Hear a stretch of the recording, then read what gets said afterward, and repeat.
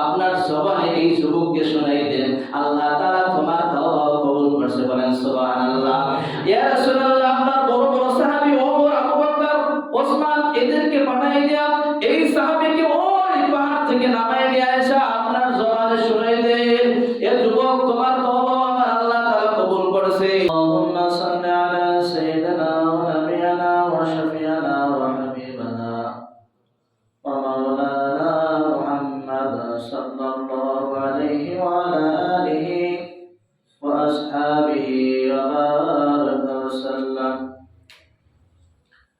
আলহামদুলিল্লাহ, আল্লাহ তাবারক ওয়া তাআলার দরবারে লাখ কোটি শুকর ও সুজুদ যে রব্বি কারীম আল্লাহ তাআলা আপনাকে আমাকে দুনিয়ার সমস্ত ঝামেলা থেকে ফারেক করে জুমার নামাজ আদায় করার উদ্দেশ্যে মালিকের ঘরে আসার মতো বসার মতো তৌফিক দান করেছে। সে মহান সত্তার দরবারে অন্তরের স্থল থেকে কালিমাতুশ শুকরিয়া আদায় করি, বলে আলহামদুলিল্লাহ। আমি পবিত্র কালামুল্লাহ শরীফ থেকে সূরাতুল আল ফুরকানের মশহুর একটা আয়াতে কারিমা আপনাদের খিদমতে তেলাওয়াত করছি। আল্লাহ তাআলা কালামে হাকিমের ভিতরে বলেন, ইল্লা মান তাবা ওয়া আমানা ওয়া আমিলা আমালান সালিহান ফাউলাইকা ইউবাদদিলুল্লাহু সাইয়্যাতিহিম হাসানাত। বলেন সুবহানাল্লাহ। আল্লাহ তাআলা এই আয়াতের ভিতর বলতেছে, যে ব্যক্তি নাকি তাওবা করবে, কি করবে? তাওবা করবে, আল্লাহ তাআলা তার জীবনের গুনাহগুলো মাফ করে দেবে। বলেন সুবহানাল্লাহ। একটা কাফেরও যদি 80 বছর পর্যন্ত আল্লাহ তাআলা নাফরমানি করে, ওই কাফেরের স্মরণ আসে যে আমি তো একদিন মারা যাবো, দুনিয়া থেকে চলে যাব, এই দুনিয়া যা কিছুই দেখি না কিছু সব কিছু একদিন শেষ হয়ে যাবে, মৃত্যুর মাধ্যমে সব শেষ হয়ে যাবে, আমি তো কবর জগতে যাব, আল্লাহ তাআলা আমাকে কেন পাঠাইলো, কি জন্য পাঠাইলো, কি জন্য পাঠাইলো, কি করতেছি? এই কাফেরও যদি তাওবা করে, কি করে? তাওবা করে, আল্লাহ তাআলা কোরআন হাকিমের ভিতর বলে, তো এই কাফেরের তাওবাকে আল্লাহ তাআলা কবুল করে। বলে সুবহানাল্লাহ। শুধু কবুল করে তা না, আল্লাহ তাআলা কাফেরের তাওবা কবুল কইরা 80 বছর পর্যন্ত যে গুনাহ করছে, এই গুনার স্তরে আল্লাহ তাআলা যতটা গুনাহ করছে ওই পরিমাণ নেকি তার আমলনামায় লিখে দেবে। সুবহানাল্লাহ। তো তওবা করলে লাভ না লস? লাভ আছে, কথা বলেন ঠিক কি? আমার আপনার নবী যাকে সৃষ্টি না করলে আসমান জমিন লৌহ কলম কিছুই আল্লাহ তাআলা বানাইতেন না, সব কিছু তার দয়া দিয়ে ওসিলা দিয়ে বানাইছে। কথা বলেন। তো এই নবীও কিন্তু দৈনিক 100 বার তাওবা করতেন। কয়বার? 100 বার তাওবা করতেন, ইস্তিগফারের আমল করতেন, বেশি বেশি তাওবা করতেন। তো নবী যদি 100 বার তাওবা করে, তো বলেন আপনার আমার কতবার তাওবা করার দরকার? 1000 বার করলেও হক আদায় হবে না। কথা বলেন ঠিক। আজকে তাওবা কেন করতে পারতেছি না? আজকে আমরা সবাই দুনিয়ামুখী হয়ে গেছি। কি হয়ে গেছি? দুনিয়া নিয়ে ব্যস্ত, সারাদিন শুধু দুনিয়া দুনিয়া দুনিয়া করতে করতে করতে করতে হঠাৎ একদিন মৃত্যু এসে যাবে। কি হয়ে যাবে? মৃত্যু এসে যাবে, কবরের জগতে চলে যাবে। আর এই বর্ষাতে যখন যাইবে, তখন বলবে আল্লাহ আমার আর দরকার নাই, আমার যা পাওনা আমি পেয়ে গেছি। তখন এই বনি আদম বলবে আর দরকার নাই। কি নাই? আর দরকার নাই। পৃথিবীতে যা কিছু চেষ্টা করছি আর সাধনা করছি কিছুই তো কবরে আয় নাই। বলেন তো মরণের সময় কবরে কি টাকা দেওয়া যাবে? পয়সা, বাড়ি, গাড়ি, নারী কিছুই দেওয়া যাবে? কিছুই যাবে না, শুধু খালি হাতে কবরে যাইতে হবে। কথা বলেন ঠিক। এটা বাস্তব, এটা বাস্তব, এটা আমরা বিশ্বাস করি, আমরা জানি, দেখি। পৃথিবীর যে রাজা বাদশা তারাও গেছে, খালিয়াতে গেছে। বাদশা জুলকারনাইন খালিয়াতে গেছে, বাদশা সেকেন্দার খালিয়াতে গেছে, পয়গম্বর সুলাইমান গোটা জাতি রাজত্ব করছে। বলেন সুবহানাল্লাহ। পৃথিবীর সমস্ত বাদশা বানাই গেছে, এই সুলাইমানও খালিয়াতে কবরে গেছে। কথা বলেন। অথচ দুনিয়ার পাগল আমরা, দুনিয়ার পাগল কত সময় মৃত্যুর আগ পর্যন্ত দুই চোখ যখন বুঝে আসবে, এই দুনিয়া কিন্তু তোমার আমার কোনো কাজে লাগবে না। এই দুনিয়াটা লাথি দিয়া দেবে। এই দুনিয়ার মায়া আর মহব্বতে কত ভালোবাসা, কত প্রেম আর প্রীতি, ও যত সময় পর্যন্ত তোমার আমার অন্তরের রূহটা আছে, এই রূহটা যত সময় থাকবে মানুষ তত সময় তোমাকে আমাকে ভালোবাসবে, মহব্বত করবে। কথা বলেন ঠিক কিনা?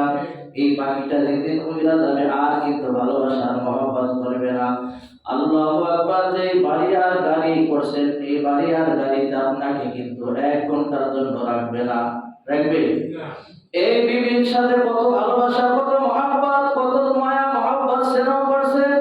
এই বিবিও বলবে তাড়াতাড়ি ঘর থেকে বের করো লাশ, কারণ আমার বাচ্চারা ভয় পাইতেছে। কথা বলেন ঠিক কিনা? ঘরে মারা গেলে লাশটা বের করে দেবে, হাসপাতালে মারা গেলে কিন্তু আর ঘরে উঠাবে না। কথা বলেন ঠিক কিনা?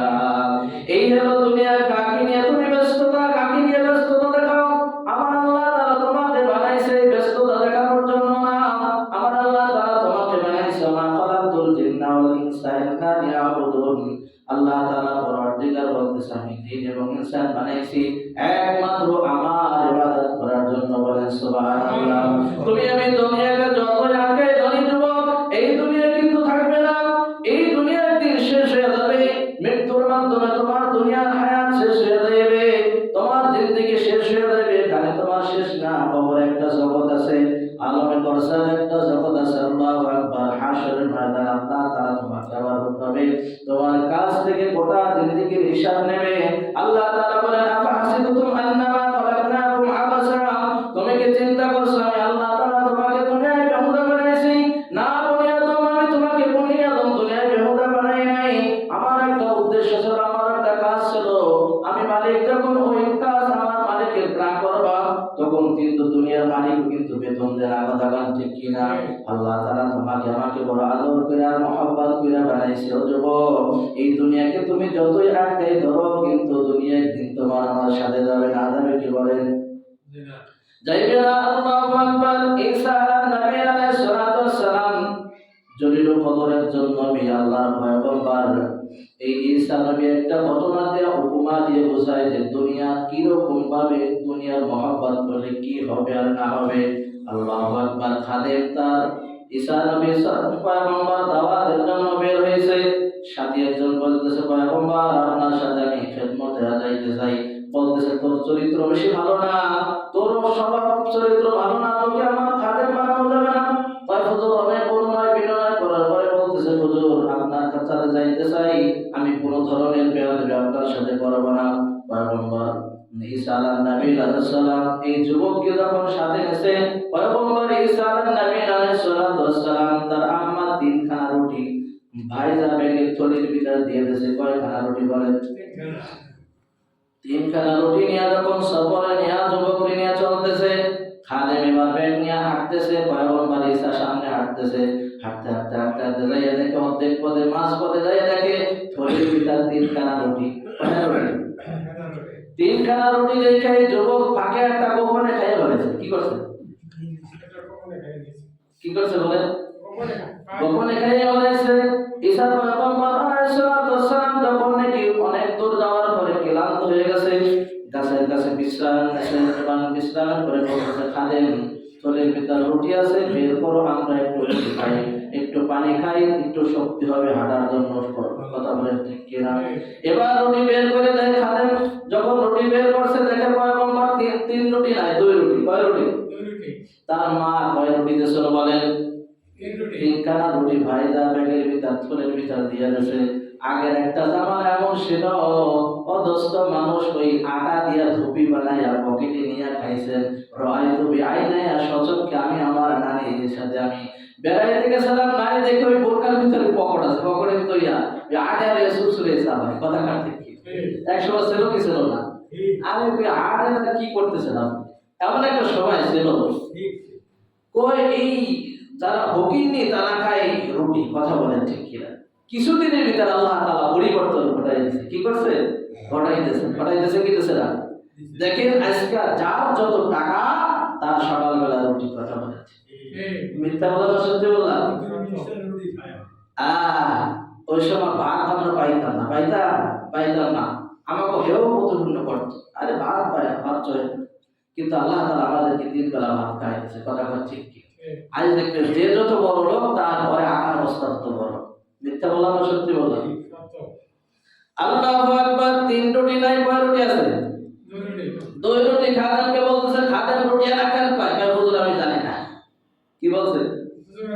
আমি জানি না।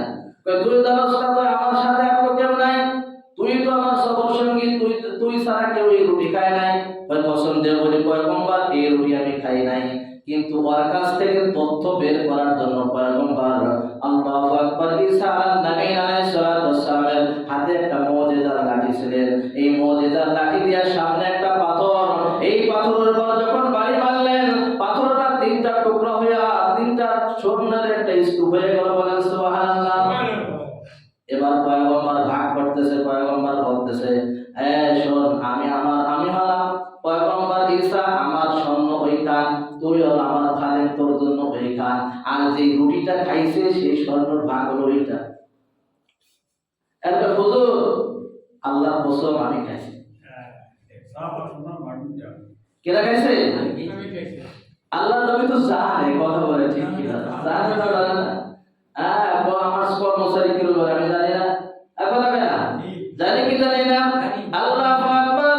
পয়গম্বর ঈসা বলতেছে, খাদেম তুমি খাইছো রুটি তাও আমি জানি, কিন্তু এটা তোমার মুখ থেকে আমি স্বীকার করতে যাই। পয়গম্বর আর আপনার সাথে থাকার কোনো দরকার নাই। যে স্বর্ণ পাইছি আমার 14 পুরুষ খাইতে পারবে, কথা বল ঠিক কিনা?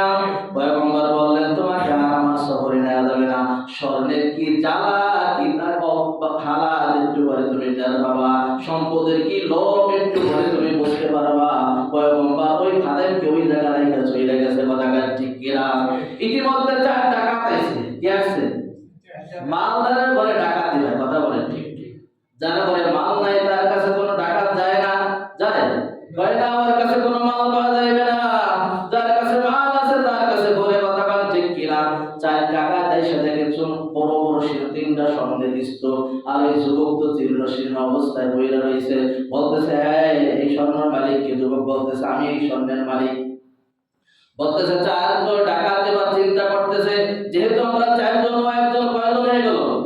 5 জন হয়ে গেছে। তো আমরা কি করি? আমরা 5 জনে সুন্দর করে ভাগাভাগি করে স্বর্ণগুলো নিয়ে বাড়ি যাই, মারামারি কাটাকাটির কোনো দরকার নাই। একজনে চিন্তা করলো, ঠিক আছে তুমি বাজারে যাও, বাজারে রুটি কিনতে যাও, বাজারে যে রুটি খেয়ে আসবা এবং প্যাকেট করে নিয়ে আসবা। আল্লাহু আকবার। 2 জনের বাজারে পাঠাই দিয়েছে। এবার 2 জন, ওই 2 জন ডাকাত 2 জন রয়েছে, বাকি আর ওই যে স্বর্ণের মালিক সে তো স্বর্ণের কাছেই আছে।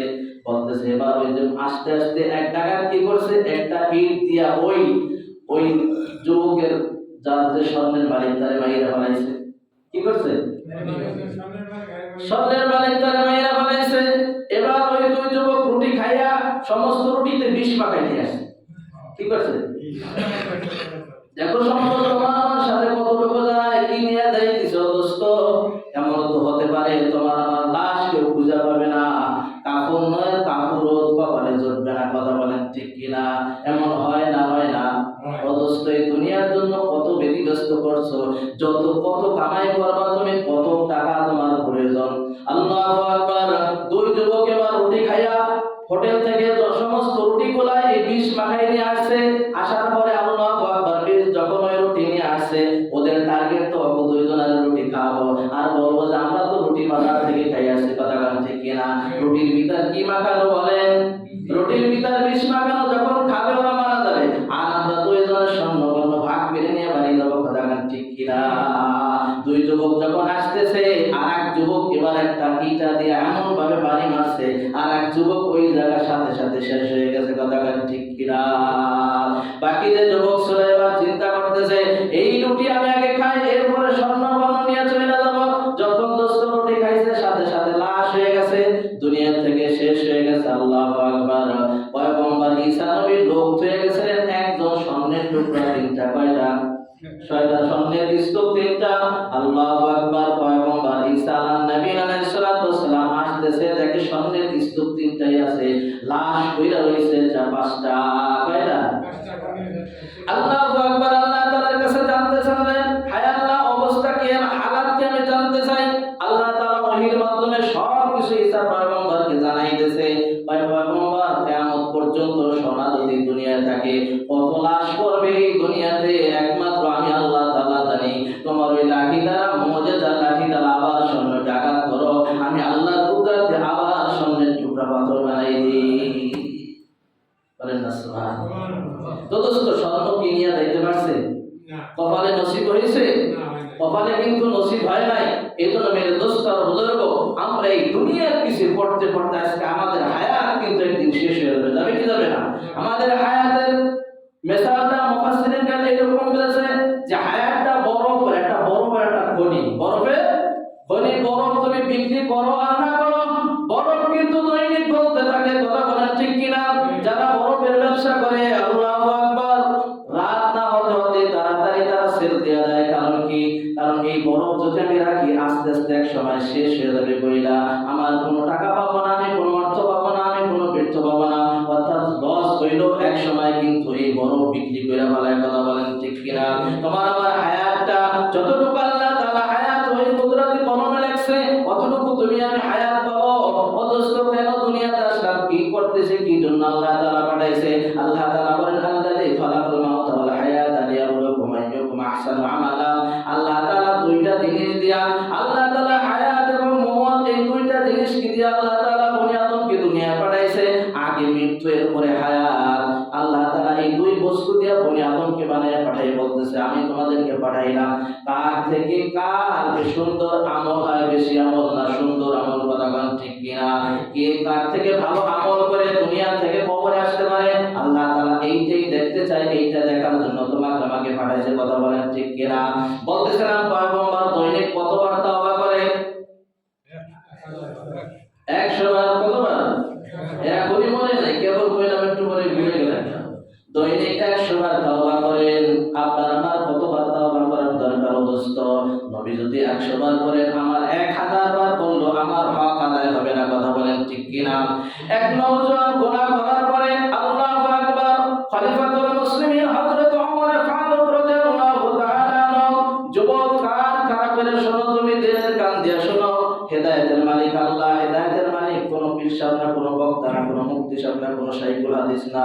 আল্লাহ তাআলা হেদায়েতের চাবি একমাত্র আল্লাহ তাআলা নিজেই রেখে দিয়েছেন। কথা বলেন ঠিক কিনা? নওজোয়ান যুবক গুনাহ করার পরে রাস্তায় ছটফট করে কাঁদতেছে। আর খলিফাতুল মুসলিমিন হযরত ওমর ফারুক রাদিয়াল্লাহু তাআলা ওই রাস্তা দিয়ে যাইতেছে। ওমর ফারুক রাদিয়াল্লাহু তাআলা ওর দিলটা এত কঠোর, এত কঠোর, এত শক্ত। আর হাম উম্মতি আবু বকরের ব্যাপারে বলে আশাদ, ওমরের ব্যাপারে বলে আশাদতুহুম ফি আমরিল্লাহি ওমর। আর আবু বকরের সাথে রাসূল বলে আর হাম উম্মতি বি উম্মতি আবু বকর। আবু বকরের দিলটা হলো নরম কোমলদের। বলেন সুবহানাল্লাহ। ওমরের দিলটা হলো কঠোরদের। এই যুবকের কান্না দেখে রাস্তায় দৌড়াইতেছে আর কান্না করতেছে, চিল্লাইতেছে, হাওমাও করতেছে আর কান্না করতেছে। এই খলিফাতুল মুসলিমিন হযরত ওমর ফারুক রাদিয়াল্লাহু তাআলা আনহু এই নওজোয়ান যুবকের কান্না দেখে ওমরের দিলটাও ভেঙে গেছে, ওমরের দিলটাও নরম হয়ে গেছে। যুবকের এবার জিজ্ঞাসা করতেছে, যুবক মাহাদাস শাই, তুমি কাঁদো কেন? কান্দার কারণ কি? কি জন্য তুমি কাঁদতেছো বলো? তোমার কান্না দেখে আমি ওমরও নরম হয়ে গেছি। এত সুন্দর করে এতভাবে কাঁদতেছো বিনয়ের সাথে, আমার কলিজাও নরম হয়ে গেছে। বলো তুমি কেন কাঁদতেছো? কয় ওমর তোমার কাছে আমার গুনার কথা বলা যাবে না, চলো তোমার নবীর কাছে চলো। বিশ্ব নবী জনাব মুহাম্মদুর রাসূলুল্লাহ সাল্লাল্লাহু আলাইহি ওয়াসাল্লামের কাছে চলো।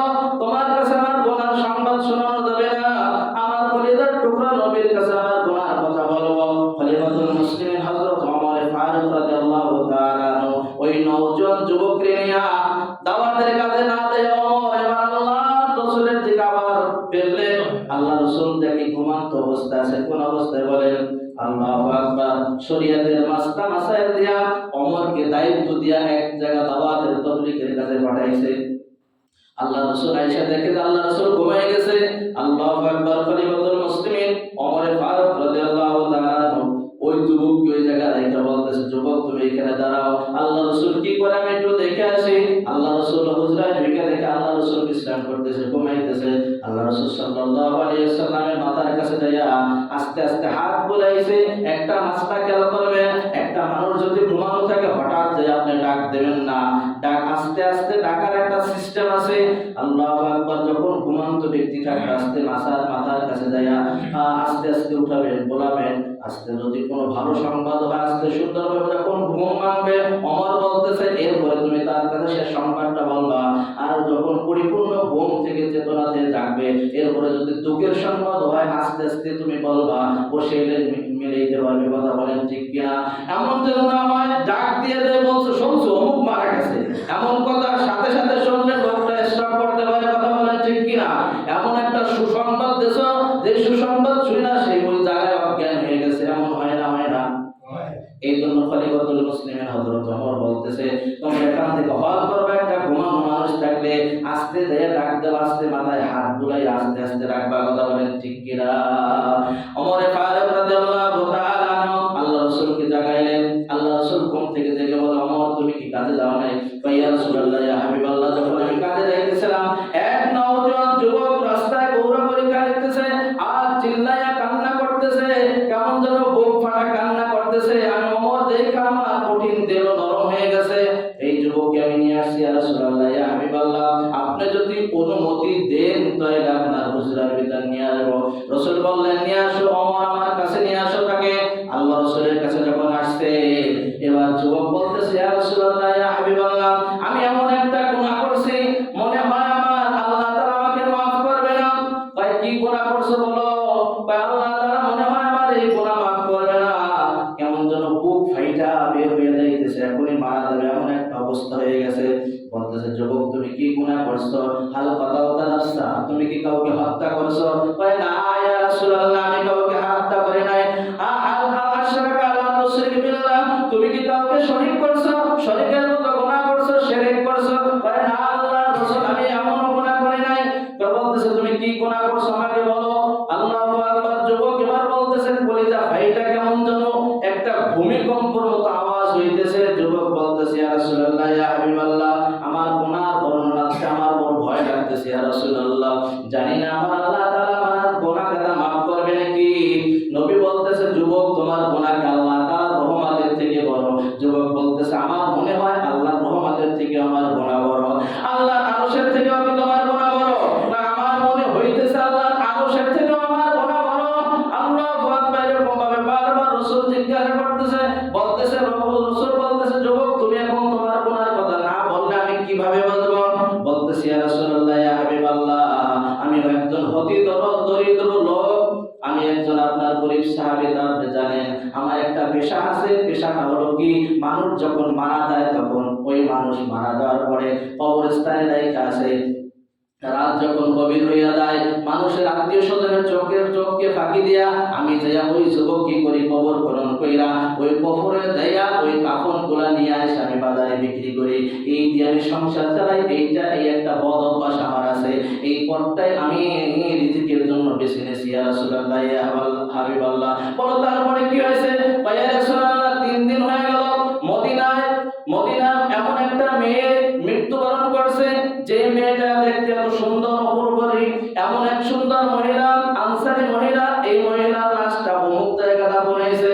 আমার কানে যখন ওই সংবাদ আসছে আত্মীয় স্বজন পাড়াপড়শি প্রবাসী যখন ঘুমিয়ে গেছে, গভীর রাতে তাদের চোখ ফাঁকি দিয়া আমি যুবক কি করছি নওজোয়ান ওই কবর খনন করছি।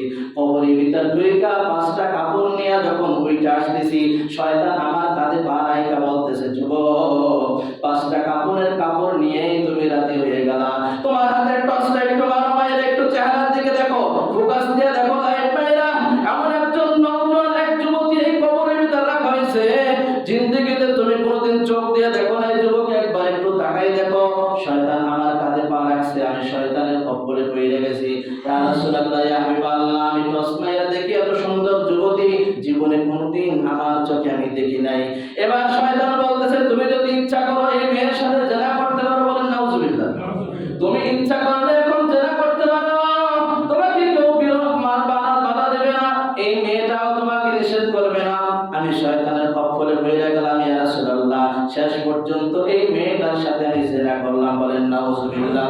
শেষ পর্যন্ত আমার কাজ যখন কমপ্লিট হয়ে গেল, আমি কাপড় নিয়ে যখন ফিরতেছি কবর থেকে একটা আওয়াজ আসতেছে।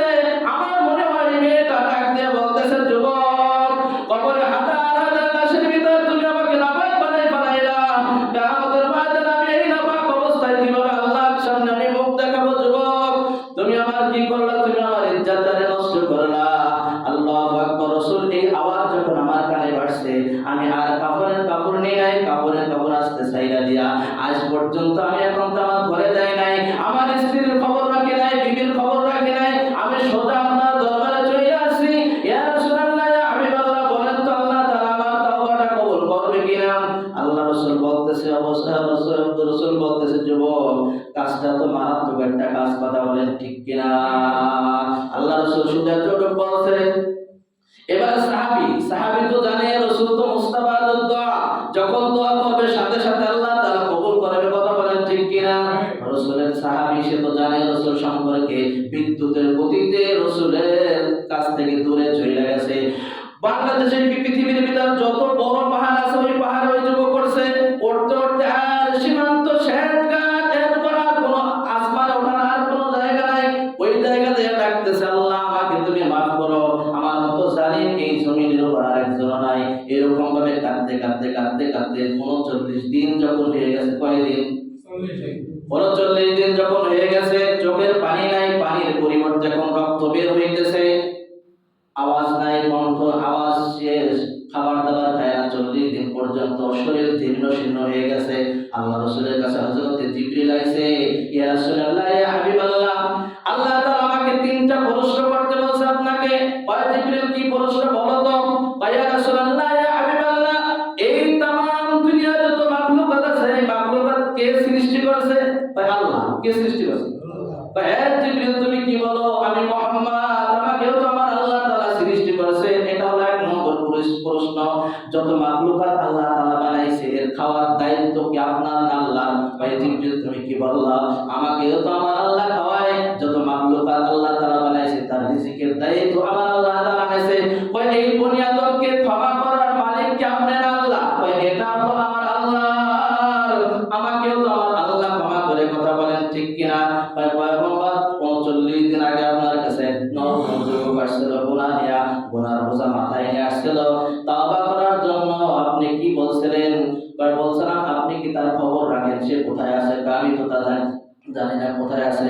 কই এই যুবকের তওবাটা আল্লাহ তাআলা কবুল করছে, যান আপনার জবানে এই যুবককে শোনাই দেন, আল্লাহ তাআলা তোমার তওবা কবুল করছে, বলেন সুবহানাল্লাহ। ইয়া রাসূলুল্লাহ, আপনার বড় বড় সাহাবী ওমর, আবু বকর, ওসমান, এদেরকে পাঠাই দিয়া এই সাহাবীকে ওই পাহাড় থেকে নামায় নিয়ে আয়েশা আপনার জবানে শোনাই দেন, এ যুবক তোমার তওবা আমার আল্লাহ তাআলা কবুল করেছে। এই জন্য মেরে দোস্ত বুজুর্গ, তওবা করার দরকার আছে না নাই? এত বড় পাপ তো আর আমরা করি নাই, বুকে হাত দিয়া বলতে পারি এত বড় গুনার কাজ আমি শামিল করি নাই। আপনারাও মনে করেন নাই, করছেন। এই যুবক যদি আল্লাহ তাআলা মাফ করতে পারে, তোমাকে আমাকে কেন মাফ করবে না, কথা বলেন ঠিক কিনা? আল্লাহ তাআলা বলেন, লা তাকনাতু মির রাহমাতিল্লাহ, আল্লাহ তাআলা বলেন খবরদার খবরদার, তোমার গুনাহ যতই বড় হয় না কেন, তোমার গুনাহ করতে করতে তুমি যদি সমুদ্র ফেনা পরিমাণ হয়ে যায়, খবরদার খবরদার আমার রহমত থেকে যুবক তুমি নৈরাশ হইও না,